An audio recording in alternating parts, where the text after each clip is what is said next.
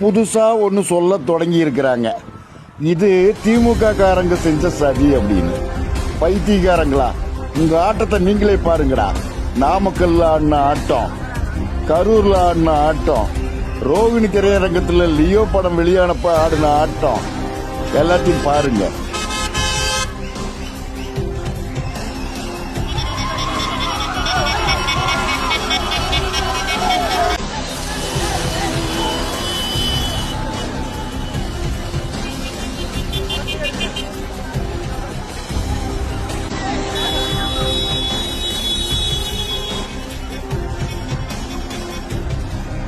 நேர்மையா எதையும் சந்திக்க துணிச்சல் இல்லாம ஒளிஞ்சிட்டு திரியிறாங்க.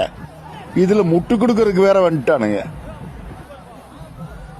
40 உயிர்கள் போயிருக்கு. சும்மா வதந்தியை கிளப்பி